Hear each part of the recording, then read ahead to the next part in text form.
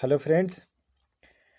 चलिए हम लोग अपनी सिलेबस को आगे बढ़ाते हैं। आप लोग को पता ही है कि हम लोग झारखंड सचिवालय के खोरठा सिलेबस को कवर कर रहे थे, ठीक है। इसमें हम छाइहर के 6 कहानी को देख चुके हैं, है ना। और सोंध माटी के एक कहानी को देख चुके थे, उबार को।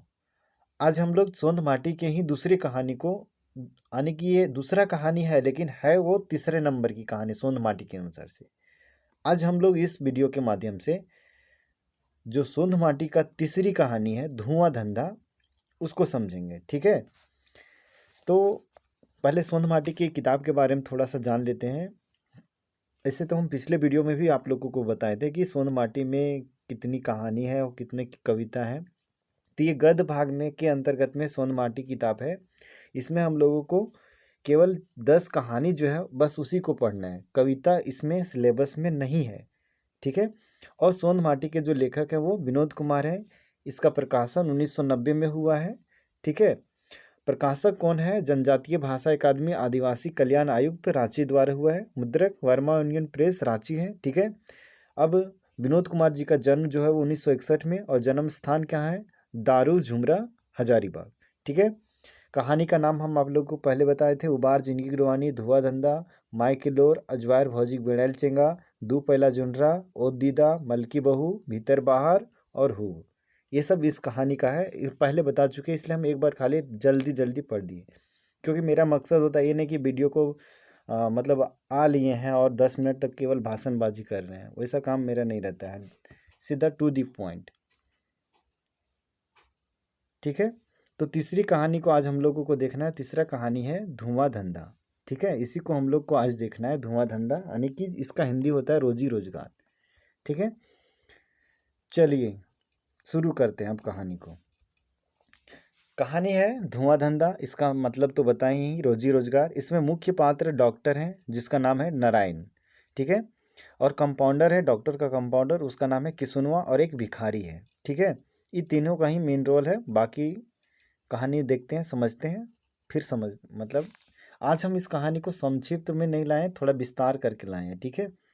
क्योंकि एक आधो कहानी विस्तार में भी देखें तो अच्छा लगेगा, है ना। ज़्यादा कुछ छुटता नहीं ऐसे शॉर्ट में भी, उसमें टू दी पॉइंट केवल बात होता है, ठीक है।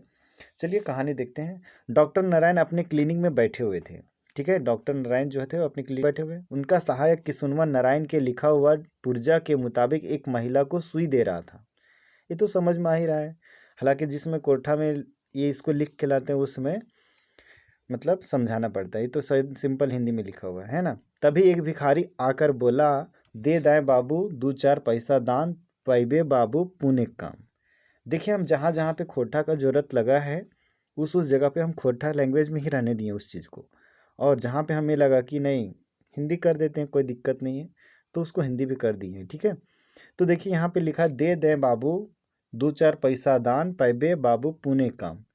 इसमें बोलता है बाबू दे दो 2-4 रुपया दान में, इससे पुण्य का काम होगा, ठीक है। 3-4 बार इसी तरह दोहराया। भिखारी जो था वो 3-4 बार इसी तरह दोहराया। कंपाउंडर के नज़दीक जाकर कहा, ए कंपाउंडर बाबू 2-4 पैसा दान करो, इस गरीब को दान करने से पुण्य मिलेगा, ठीक है। तो कंपाउंडर के नज़दीक जा लिया जब वो भिखारी, और बोला कि ये कंपाउंडर बाबू 2-4 पैसा दान करो, इस गरीब को दान करने से पुण्य मिलेगा, ठीक है। कि सुनवा कंपाउंडर के बोली फूटल ऐसन जैसे खपरी पर लावा। खपरी पर लावा समझ पा रहे हैं? अच्छा, कि सुनवा कंपाउंडर जो था उसका बोली ऐसा फूटा जैसे खपरी पे लावा। खपरी पे लावा मतलब जैसे घर तरफ देखे होंगे जो मकई वगैरह का डाल करके लावा भूंजा जाता है ना, तो इस तरह एकदम पूरा आग बबूला हो जाके बोला, ठीक है। उसके बाद बोलता है, इधर काहे आता है रोज रोज। जो कंपाउंडर था वो बोला कि इधर काहे आता है रोज रोज, रोज रोज का धंधा बना लिया है, चलो आगे जाओ अभी चेंज नहीं है। समझ पाए यहाँ तक आप लोग? इधर काहे आता है रोज रोज, ऐसा धंधा बना लिया, इस तरीके का बात वो बोला, और फिर बोला कि जाओ अभी आगे, अभी चेंज नहीं है, ठीक है। फिर बेचारा भिखारी क्या करता। अब बोलता है बेचारा भिखारी क्या करता, एक तो भूख से बेहाल, दूसरा कद काठी काहीन, हाथ में कुष्ठ रोग लिए कहाँ जाता, और क्या करता भला। उसे कहीं काम भी मिलता, भीख नहीं मांगता तो क्या करता। बोल रहे हैं यहाँ पे लेखक लिख रहे हैं कि बेचारा भिखारी जो था वो करता क्या। उसका तो एक तो भूख से बेहाल था, दूसरा कद काठीहीन था, मतलब उसकी हाथ में कुष्ठ रोग था।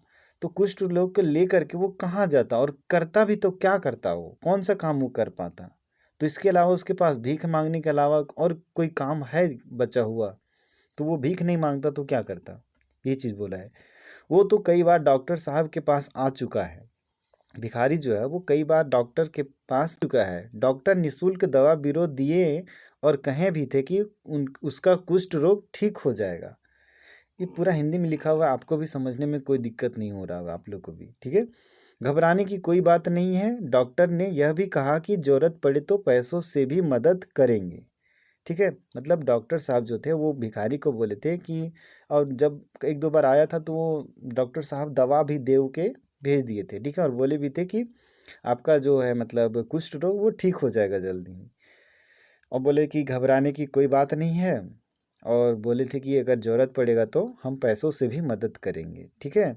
लेकिन डॉक्टर का कंपाउंडर जो था एकदम चिल्ला उठा और भगा दिया। जो डॉक्टर का कंपाउंडर था वो फिर चिल्ला उठा और एकदम भगा दिया। वहाँ डॉक्टर साहब जैसा इंसान आदमी और कहाँ इसके जैसे, इस तरह से बड़बड़ाता हुआ मतलब चल दिया है। डॉक्टर देवता है देवता, भिखारी बड़बड़ाते हुए चला गया उस दिन, ठीक है। वो बोला कि वहाँ डॉक्टर साहब जैसा इंसान आदमी और कहाँ इसके जैसे, मतलब इसके जैसे मतलब कंपाउंडर के जैसे के बोल रहा है कि कहाँ वो डॉक्टर साहब जैसे और ये कंपाउंडर। डॉक्टर देवता है देवता, मतलब उनको एक तरह का दुआ दे रहा है, डॉक्टर देवता जैसे हैं, देवता देवता जैसे हैं। और भिखारी बड़बड़ाते हुए चला गया उस दिन, ठीक है। आगे लिखता है, डॉक्टर साहब जब फुर्सत में होते हैं तो किसुनवा को पूछें, आए रे किसुनवा तो वो भिखारी के किले डांट ले। डॉक्टर साहब किसुनवा से पूछते हैं जब वो फुर्सत हो जाते हैं थोड़ा सा, मतलब मरीज उरीज के देखने के बाद, तो पूछते हैं, आए रे किसुनवा, आए रे किसुन, तू भिखारी को क्यों डांटा, किले मतलब क्यों डांटा। 10-20 गो पैसा दे दतले, यदि वो बेचारा देही से बेस रहतल तो कोनो कामो करतल, मुदा की करे। बोल रहे हैं कि डॉक्टर साहब 10-20 को पैसा दे देते तो क्या दिक्कत था। अगर वो बेचारा ठीक रहता, देही से बेस रहता तो कोनो काम नहीं करता वो अपने, मगर क्या करे उसका। अब देखिए आगे फिर लिखते हैं, परिवार और समाज के आदमी कोढ़ रोगी के सटे नाय देथिन तो कि हमनियों के ओकरा फटकारे तिरस्कारे चाही, नाय हमीन लागी रोगी के सेवक। आगे बोलते हैं डॉक्टर साहब कि परिवार और समाज के आदमी तो कोढ़ रोगी के सटने नहीं देता है, तो का हम लोग भी उन लोग को सटने नहीं दें, फटकार ओकरो फटकारे हम लोग भी और तिरस्कार करे चाहिए। नहीं, हम लोग को ऐसा नहीं करना चाहिए, हम लोग जो हैं वो रोगी का सेवक हैं, ठीक है। चलिए आगे फिर क्या लिखते हैं, उस रात डॉक्टर को नींद नहीं आई। उस रात जो है डॉक्टर को नींद नहीं आई और वो सोचने लगे कि सामाजिक दुर्दशा के बारे में, कि समाज में कैसे कैसे दुर्दशा फैले हुए हैं इसके बारे में वो सोचने लगे। आज भिखारियों की संख्या बढ़ती जा रही है, एक तो ऊंचा महल और एक दूसरे को टूटी झोपड़ी भी नहीं। समझ पा रहे, एक को तो बहुत बड़ा महल उपलब्ध है और किसी को एक मतलब झोपड़ी भी नहीं। मैं तो कई बड़े जमींदार और रईस का बेटा नहीं था, मैं तो कोई बड़े जमींदार और रईस का बेटा नहीं था।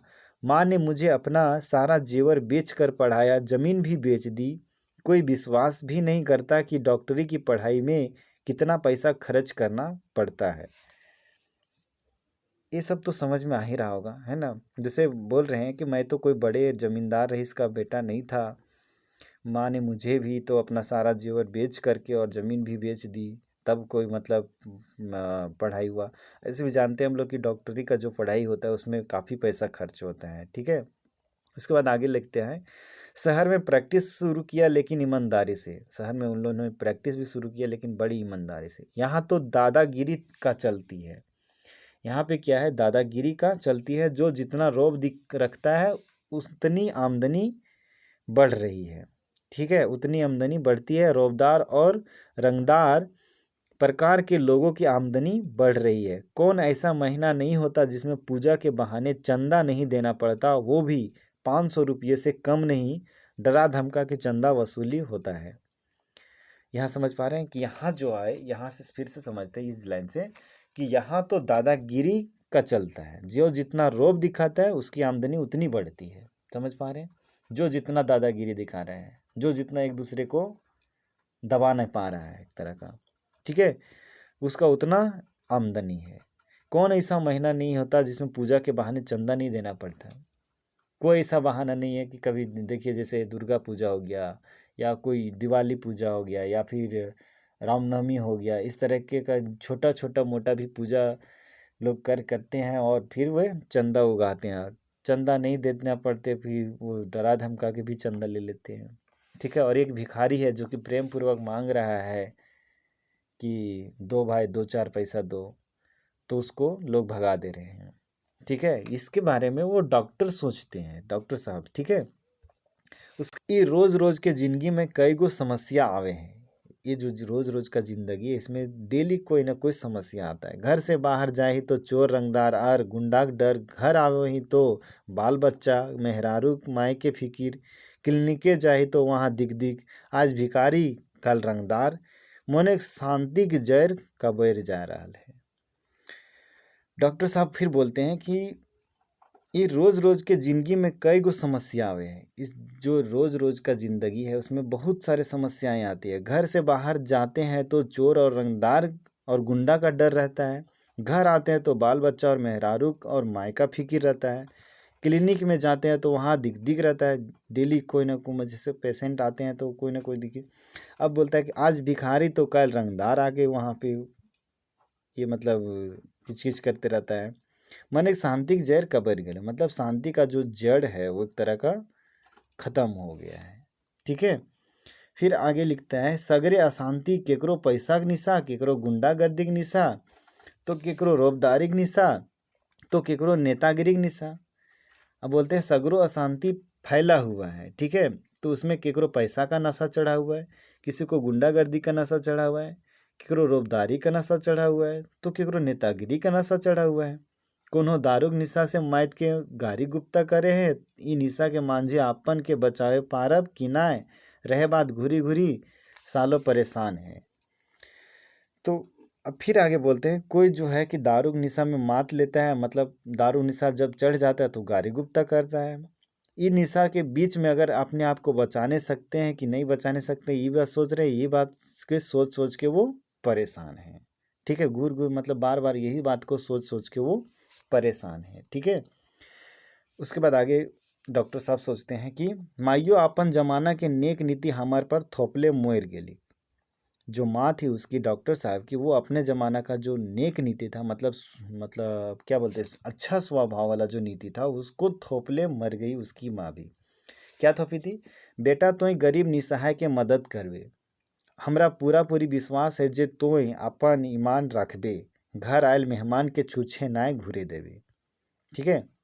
उसकी माँ उस पर आशा जताती है कि बेटा जो तोय है वो मतलब गरीब निसहाय के मदद करेगा, ठीक है। और हमरा पूरी पूरी इस बात पर विश्वास है जे तू अपन ईमान रखबे और तू अपना ईमान को रखोगे, घर आयल मेहमान को तुम खाली हाथ नहीं जाने दोगे। इसका हिंदी हुआ, ठीक है। उसके बाद ये सब सोचते सोचते जब डॉक्टर साहब की नज़र घड़ी पर गई तो सुबह के 6 बज चुके थे। यही सब सोचते सोचते उन्होंने, सोच लीजिए कि सुबह का 6 बज गया, यानी कि पूरा रात यही सब सोचते सोचते उन्होंने गुजार दिया, ठीक है। दरवाज़ा खोलकर बाहर आए तो वहाँ कुष्ठ रोग वाला भिखारी एल्युमिनिया के डूबा लेके दरवाजे पर खड़ा मिला। तो जब वो दरवाज़ा खोल करके 6 बज चुका था तो दरवाज़ा खोल करके बाहर जब आए तो वही कुष्ठ रोग वाला भिखारी एल्युमिनिया का डूबा, मतलब एल्युमिनिया तो समझ पा रहे होंगे, एल्युमिनिया का जो डूबा होता है, डूबा मतलब एक बड़ा सा कटोरा जो होता है उसको डूबा बोला जाता है, ठीक है, लेकर दरवाजे पर खड़ा मिले। बस यहीं पे ये कहानी जो है धुआं धंधा समाप्त हो गया, ठीक है। आशा करते हैं आपको समझ में आया होगा। अगर कोई भी स्टेप आपको समझ में नहीं आया तो एक बार कमेंट कर दीजिएगा, हम उसको कोशिश करेंगे कि सॉल्व करने का, ठीक है, उसको बताने का, ठीक है। बाकी अगर चैनल पे नए हैं आप तो सब्सक्राइब कर लीजिए, इसी तरह का आपको वीडियो मिलते रहेगी, ठीक है। और एक चीज़ और कहना था कि एक क्वेश्चन हम आपसे पूछ रहे थे, अगर उसका आंसर आपको आता है तो आप नीचे कमेंट कीजिए और नहीं आता तो फिर अगली बार कमेंट पढ़ लीजिएगा, आपको मिल जाएगा ना कोई आंसर, नहीं तो हम अगले वीडियो में फिर आंसर बता देंगे। क्वेश्चन ये था कि झारखंड में पहली बार राष्ट्रपति शासन कब लागू हुआ था, उस पूरे डेट को लिखिएगा। ठीक है, चलिए फिर मिलते हैं अगले वीडियो में। धन्यवाद।